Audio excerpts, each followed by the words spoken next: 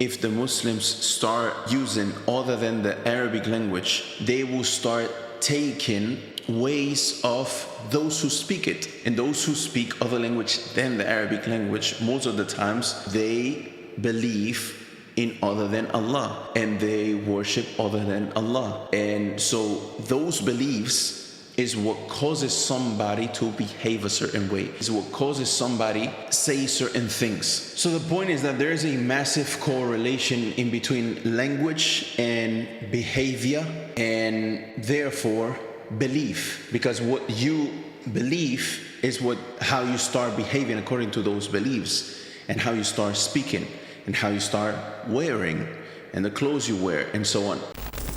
I remember once, shout out to Brainrot. I remember once we went to a restaurant, and I said, let's go to this buffet that gives you meat until you tell them to stop. And I said that, and perhaps I was in my Spanish mind or whatever. My guard is not up. It's not up, right? And he said, yo, no freak, yo, and it took me some time to catch on it. And this is the reason why Umar ibn Khattab, he says, do not learn the speech of non-Arabs, i.e. ratana. For when a man learns it, he becomes corrupted. And do not wear their clothes.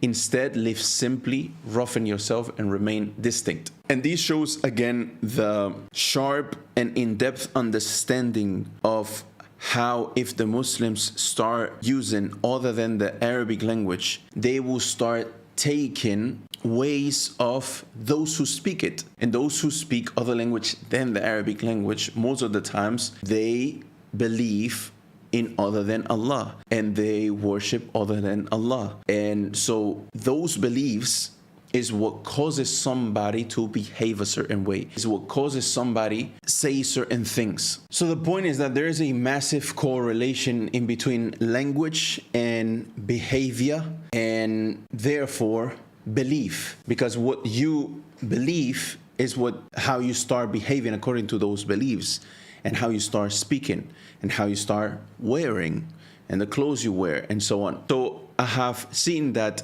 if I were to optimize for how to be the closest to following the Sunnah, following the Salaf, it would be by following my own advice, speaking the Arabic language on a day-to-day basis. You come to that realization, you very quickly, if you have enough experience with the Arabic language, you realize that Fusha Arabic, i.e. the Arabic that we most refer to as Fusha, which is the Arabic found in the Quran, is a type of language that is optimizing for sharpness and depth and clearly explaining concepts, and is the most eloquent type of speech. Now, before ending this video, I want to mention that if you are serious about learning the Arabic language and you want a proven course that if you complete and you get to the end, you are going to have learned the Arabic language,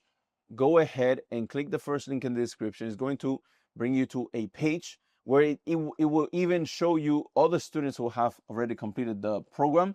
It will tell you how we go about helping you get to a point where you are able to understand Islam without translation in the Quran by going to the tafsir and so on.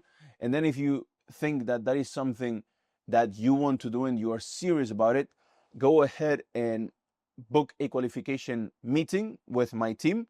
They're going to jump on a call with you and ask you a few questions to see if you are qualified and to see if we can even help you in regards of what you are looking for and what you want to achieve within the Arabic language. And inshallah, if all looks good, we are going to see you on the other side and start this journey with you bi-idhnillah azza wa jal. I hope you benefited.